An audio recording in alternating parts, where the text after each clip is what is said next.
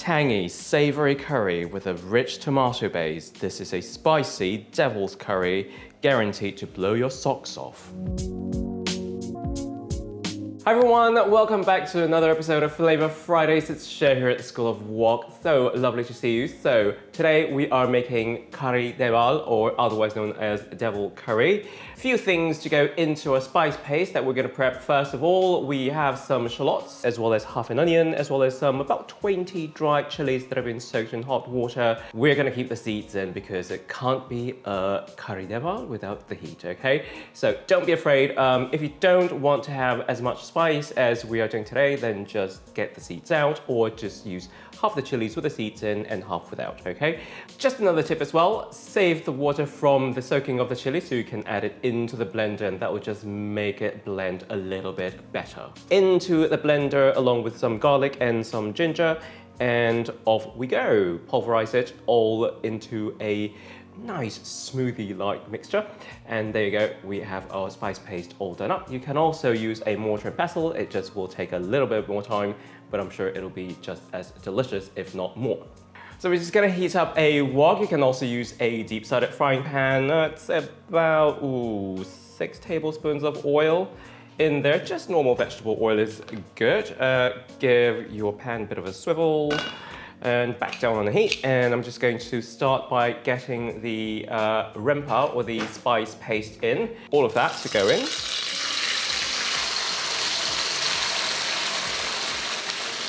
Nothing more satisfying than a really nice sizzle when the paste hits the wok or the pan. And then we're just gonna fry this off for the next sort of 3 to 5 minutes until it darkens and starts to go a little bit sort of aromatic and fragrant.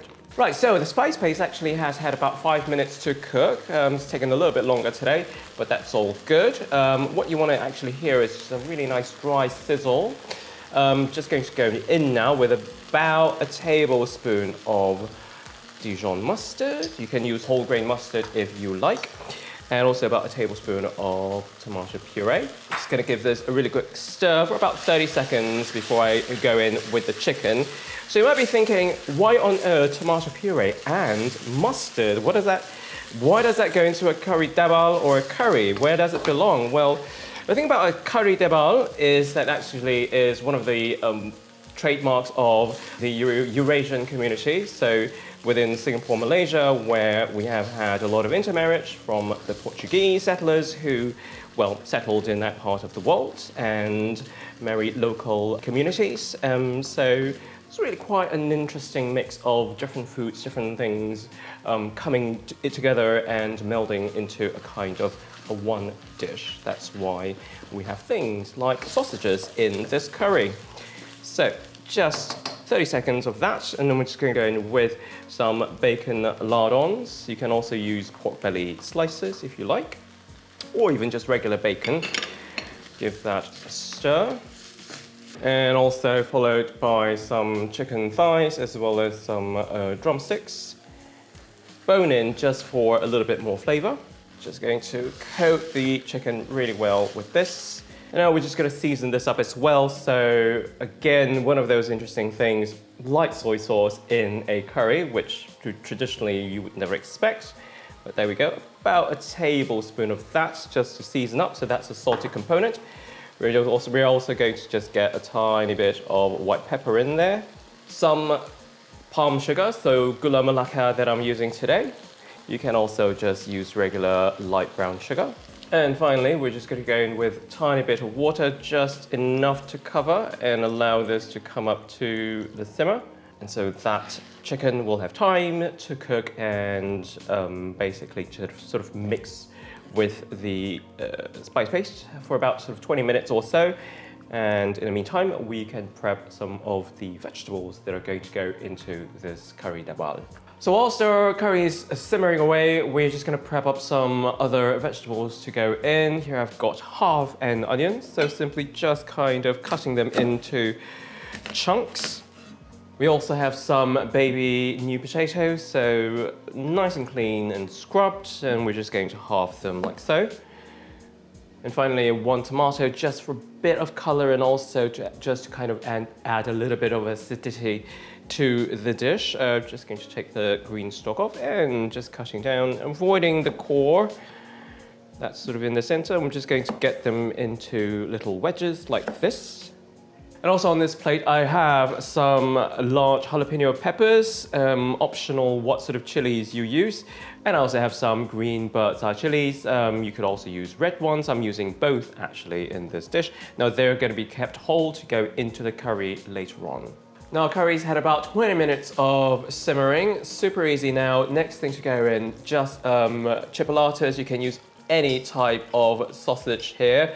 Now traditionally that would have been sort of leftover food from Christmas actually. So curry dal traditionally made on Boxing Day using leftovers from the previous day, which would have been Christmas Day. So any kind of like leftover roast potatoes, sausages, and therefore also the bacon as well going in. But today we're just using fresh ingredients here, but you could obviously use any kind of leftovers.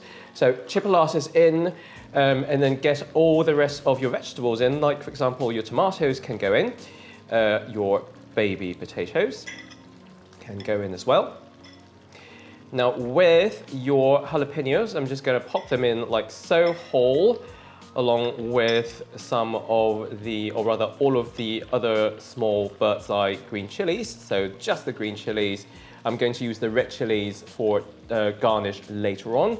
So all of those can go in, and then I'm just going to give this a really good mix. Now if you find that the curry is a little bit dry, you can also just top up with a tiny bit more water, but not too much because the potatoes and the onions will give out water as they cook anyway. So now that is looking steamy. I'm just going to maybe pop a lid on. If you've got a wok lid or a lid for your pan, just get that on and let that just finish cooking, and then we will taste in a bit. Great, so it's been about 15 minutes of simmering. Just want to make sure the chipolatas are cooked, as well as that the potatoes are cooked as well. So just if you find you're not sure, just kind of get a knife and stick the knife through the potatoes, and it should go through without any kind of resistance. And I'm just going to taste the sauce. That should be quite spicy and also with a nice kick of acidity. That's kind of trademark of a devil curry.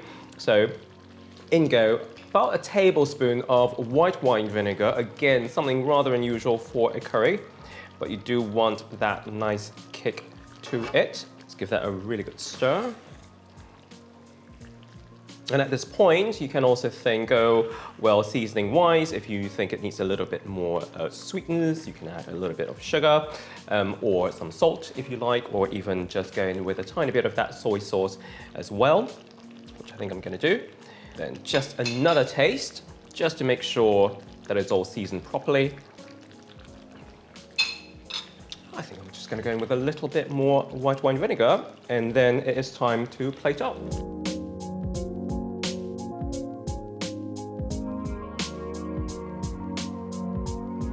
And once that's all done, you can also just garnish with a few red chilies if you like, or just some coriander. And there you have it. It's a devil curry, curry debal, gift from the Eurasian community. Now, of course, I've got to get in here with a little bit of a taste. So here we go. Tiny bit of chicken with plenty of that devil curry sauce. Oh, nice smokiness coming from the chipolatas. Good blast of heat, and all of that acidity from the vinegar cutting through all of that fatty bits of the sauce. Super delicious. Ooh, getting a bit of that heat now. Still coming. That's it for another episode of Flavour Friday. Let us know also what is the hottest curry or hottest dish you've ever had in the comment below. Till next time, have a fantastic week, and I'll see you next time.